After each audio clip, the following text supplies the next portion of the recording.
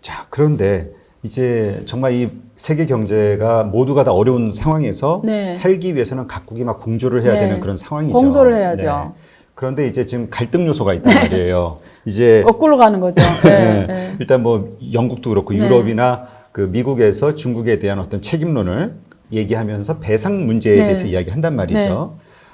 이건 뭐 안희화 교수님의 어떤 개인적 의견이 아니라 네. 중국 내부에 이러한 것들이 알고 있는 거죠. 알죠. 국민들이나 이런 사람들도. 알죠. 네. 내부의 반응은 어떻습니까? 굉장히 분노를 하죠. 아, 그래요? 왜냐면 중국 정부의 입장은 이거예요. 이게 뭐, 무한에서 시작됐지만 이 바이러스가 꼭 중국에서 나온 건 아니다. 첫째. 이거예요. 주장. 우리 게 아니라는 거예요. 첫째. 두 번째. 그러면 우리가 지원을 이렇게 많이 해. 중국이 이번에 지원을 제일 많이 80몇 개 국가에 지원해 줬어요. 마스크. 마스크. 그다음에 검사 키트. 의사도 파견 많이 했어요. 중국 의사들이 목숨을 걸고 그 나라 현장에 가서 목숨 살리러 갔다고요. 굉장히 노력을 많이 하는 거죠. 특히 1대1로 국가거나 이번에 심한 유럽이나 캐나다 뭐 이런 북미 국가에도 많이 해줬거든요. 그러니까 양심이 없다, 저 나라들은. 도움을 그렇게 줬는데 특히 이탈리 같은 경우에는 의사 엄청 많이 파견했어요. 그때 너무 심하니까. 근데 이탈리가 지금 막 배상하라고 그래요. 이탈리, 인도, 미국, 호주, 일본 이런 나라들이 지금 배상해라고 그러거든요. 그러니까 그 다음에 세 번째는 뭐냐면 만약에 이런 식으로 배상할 거면 그럼 그 에볼라 바이러스가 나오기 아프리카는 전 세계에다 이렇게 배상, 에볼라. 그게 뭐 아프리카는 전 세계 배상해야 되는 거 아니냐 이런 도리로 나갈 거면 그게 또 도리 맞잖아. 이게 뭐 그 독감을 만든 나라들은 그게 뭐 배상해야 되는 거 아니냐. 예를 들면 걔네들 그냥 배상해야지 이러고 그 다음에 만약에 이런 식으로 나갈 거면 옛날에 그 중국이 8개 연합국이 침략했잖아요. 그 상해 가면 뭐 독일 조개지, 저 청도에 가면 독일 조개지, 저 상해 포동에 프랑스 조개지, 조개지 8개 연합국이 쳐들어가서 그 북경 이하원도 다 불살라놨잖아요. 북경 이하원, 이허위엔, 북경의 그 고대 건축물 다 불살랐잖아요. 그 안에 문화재를 다 뺏어가고, 금은보화 다 뺏어가고, 그럼 그때 그 다 토해내야 되는 거 아니냐. 이게 이제 중국 정부와 국민들의 정서라는 거죠. 네, 뭐 정부는 아니더라도 국민들은 적어도 그렇게 생각하는 거죠. 그러니까 우리 다 같이 재난을 받았고, 우리가 다 지금 재앙에 빠졌는데, 이거 말이 되냐 이거예요. 근데 이게 심각한 문제가 네. 이제 또 말씀하신 상대편 국가 사람들은 네. 처음에 이것을 그러니까 오픈을 제대로 해가지고 피해를 최소화할 수 있는 맞아요. 어떤 기회를 맞아요. 너네가 거짓말해서 그러니까 저기에 하지 않았냐. 그게 지금 걸리는 거죠. 그러니까 이제 이쪽은 이쪽대로 그런 반응에 대해서 또 분노를 느끼는 맞아요. 거지. 그러니까 이게 문제는 뭐냐면 투명성이 없어서 이 일을 키웠다는 거잖아요. 그렇죠. 그리고 네. 미국의 트럼프도 말하는 게 나는 저기에 너네 국가에 우리 전문가를 파견했다고 하는데 너네 안 받았잖아. 그때 들어갔으면 문제를 뭐 이런 얘기 트럼프가 하고 있고 거기 또 국회의원이 뭐 너네가 배상을 안 하면 중국이 갖고 있는 미국 국채 지금 한 1.1조 달러 정도 되는데 그걸 그거 다 그냥 그런 거 하겠다라는 거고 뭐 이런 식으로 호주에는 또 의원은 막 중국의 땅을 배상해야 된다 막 이런 식으로 나오고 있고 막 지금 그러거든요. 근데 그게 앞에서 말씀드린 대로 그 뭐 저기에 뭐 그런 정보 공개 투명성이라든가 이런 심각성을 제대로 했으면 이 정도는 아니냐 그러긴 하는데 중국에서 발표한 거 보면은 나름대로 최선을 다 했다라는 거예요. 무슨 뜻이냐면 자기네들 이게 처음에 이런 게 그러니까 어떤 사물에 대해서 인식할 때 과정이 필요하다라는 거예요. 내가 어떻게 처음부터 이게 이 정도 확산과 이 정도 이렇게 무서운 건지 몰랐다. 우리도 처음에 뭔지 몰랐다라는 거예요. 인식이라는 게 과정이 필요한데 처음에는 몰랐다. 처음에는 사스인가 이러다가 또 다르다 보여서 이래 그게 과정이 필요해서 그때 가서야 확신할 수가 있었다. 근데 이게 확신하기 전에는 어떻게 말하냐. 우리가 누가 그 책임을 지냐 마음대로 말을 해서 그래서 그 과정이 결렸다라는 거지 우리가 의도적으로 감추거나 뭐 그런 건 아니다 이런 입장이에요. 그렇죠. 제가 지금 중국 정부 입장을 말하는 거예요. 그렇죠. 그러니까 네. 이 중국 정부는 이제 이런 생각, 그다음에 네. 국민들도 이런 그런 생각. 정서를 네. 가지고 있다는 네. 거고 네. 아까 말씀 그 반대편 서방 네. 세계의 정부나 국민들은 또 그런 거죠. 이유로 분노를 하고 있는 맞아요. 거고 그러니까 문제는 뭐냐면 이게 서로 부딪힐 수밖에 없고 해결되기가 쉽지 않은 문제란 얘기죠. 그래서 지금 중국 그 왕이 외교부장이 굉장히 바빠요.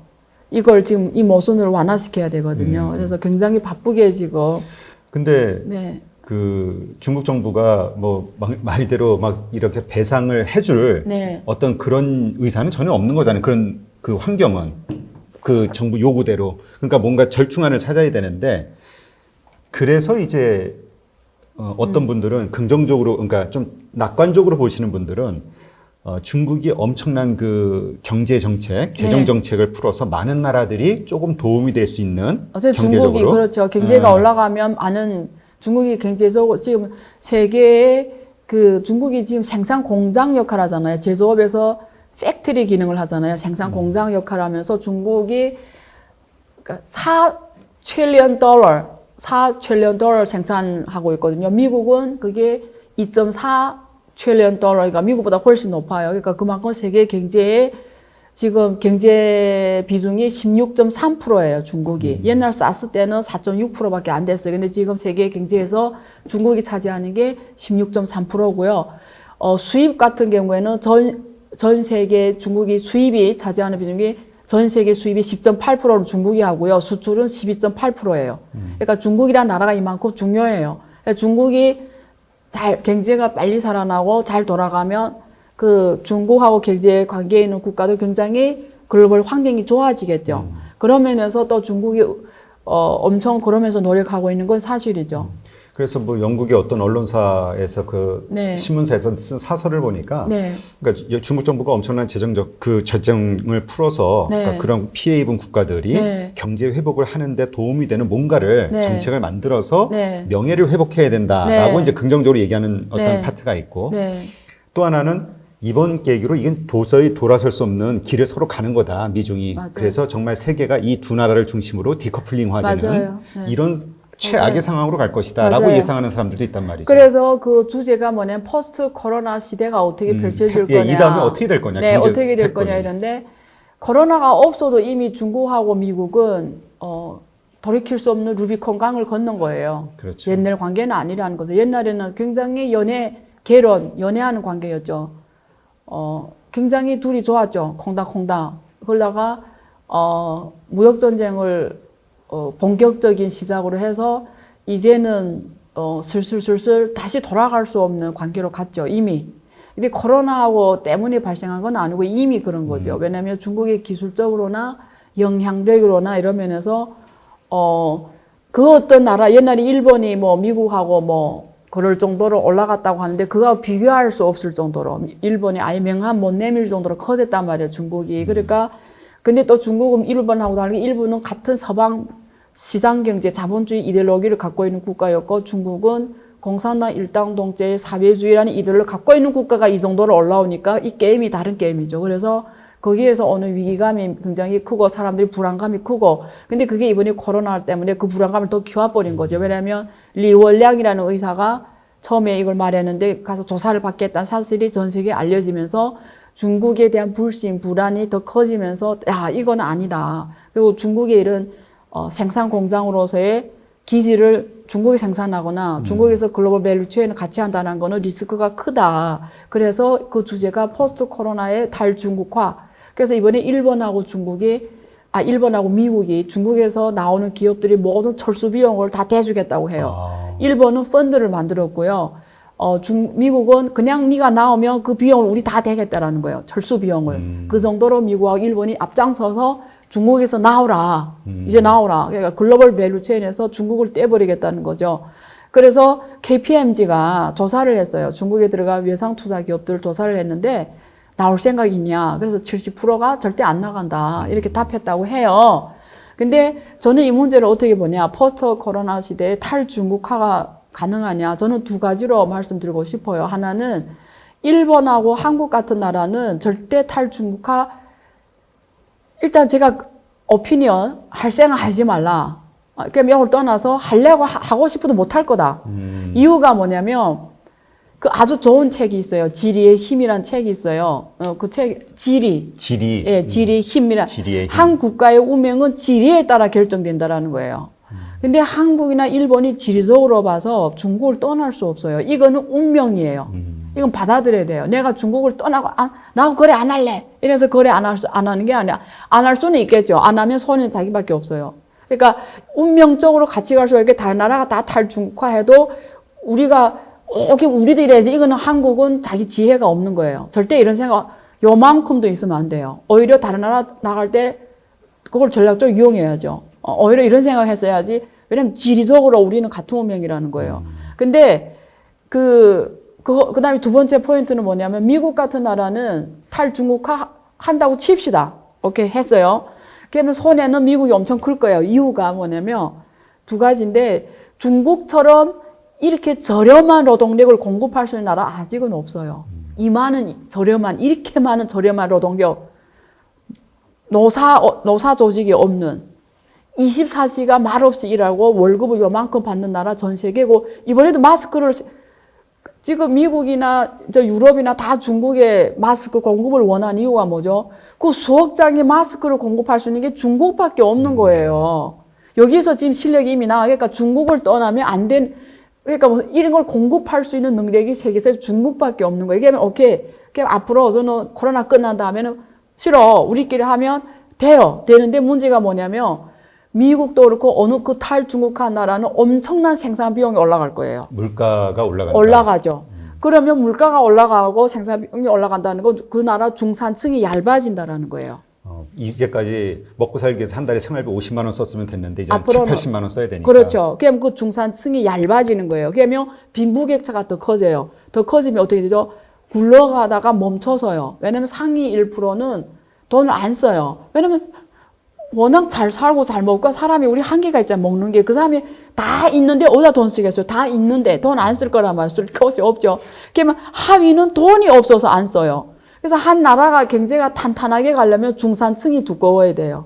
중산층이 나라를 살리는 거. 근데 중산층이 얇아지면 가다가 전다고요. 그러면 미국이 탈중국화하겠다는 거는 미국의 국민들은 이제부터는 그 대가를 내가 질 생각해야 돼요. 탈중국화에 오는 대가. 그러니까 미국의 중산층은 옛날처럼 그렇게 아주 잘 먹고 잘 생각하지 말아야 되는 거예요. 한계가 있을 수밖에 없다. 그 다음에 세계적으로도 그래요. 만약에 탈중국화 세계가 어떻게 되면요. 제가 이게 두 번째 포인트인데 제가 표현을 어떻게 썼냐면 지역화, 군집화, 글로벌 밸류체인의 군집화가 일어날 거다. 그러니까 옛날에는 그 전 세계 밸류체인은 어떻게 됐냐면 맨 먹이 사슬렌 위에 미국이 있어요. 달러 기초 통화하고 소비 시장이면서 또 R&D 시장, R&D를 잘하는 국가. 그 아래 제조 국가들이 있어요. 단계별로 나면 독일, 일본, 한국, 중국, 베트남, 여기 제조 만들어서 물건을 먹고 사는 맨 아래층에 여기 원자재를 공급하는 호주, 브라질이 있어요. 여기는 원유를 팔아먹고 사는 러시아, 오펙이 있어요. 그러니까 전 세계 각 대륙별로 자기가 잘하는 거를 딱 앞에 내놔서 쟤네끼리 거래하면서 모든 나라가 윈윈했어요. 내가 제일 잘하는 걸 딱 거래해서 나도 돈 벌고 너도 벌고 세계적으로는 물가가 싸지는 거예요. 그러면 전 세계가 인플레이션이 없으면서 성장했어요. 그렇죠. 왜 네가 싼 거 내놓고 내가 싼 거 내다 보니까 물가가 싸고 전 세계 국민이 다 잘 먹고 잘 살았어요. 근데 이제 탈중국화하면 어떻게 되죠? 내가 어서는 내 싼 거 내놓은 게 아니라는 거. 쟤네끼리 동네끼리 노니까 예를 들어 유럽하고 미국만 같이 논다고 칩시다. 거기에 누가 24시간 일하는 노동력이 있어요? 거기 사람들은 아침에 6시 칼출근 칼퇴근 월급이 또 얼마나 높아요. 그럼 쟤네가 손해예요. 그 높은 월급으로 만들어낸 물건을 누가 싸요? 누가 사냐고요. 얼마나 비싸겠어요. 그 다음에 그럼 또 중국을 중심으로 해서 또 밸류체인이 만들어질 거예요. 뭐 예를 들면 1대1로 국가들 같이. 네. 그러면 이쪽은 뭐가 기술이 부족해요. 그러면 기술이 부족한 내절로 R&D 하겠지만 얼마나 오랜 세월이 걸리겠어. 그러면 내 옛날이면 1년이면 만들어낼 물건을 10년이 걸려 만들어내니까 10년 동안 내가 잘 살 수가 없다라는 거예요. 그러니까 서로 손실이에요. 이게 결과라는 거예요. 그렇죠. 그러니까 사실 세계는 이렇게 가야 되는 게 아니라 오히려 더 공조를 해야 되는데 굳이 그렇게 하겠다면 둘 다 손실. 결국 어떤 지역별로 네 편, 내 편, 지역별로 밸류체인이 만들어지겠죠. 근데 결과적으로는 물가가 올라가고 다 손실이라는 거고 국가 간의 빈부격차가 커질 거고 한 개 국가 내에서 빈부격차가 커질 거고 전 세계적으로 중산층이 줄어들 거고. 뭐 기본적으로 보호무역주의는 뭐 기본적으로 깔리겠네요. 보호무역주의, 투자 보호주의. 투자를 못하게 하는 거죠. 기술력이 있는 기업이냐 이런 데 인수합병이나 이런 걸 못하게 하는 거죠.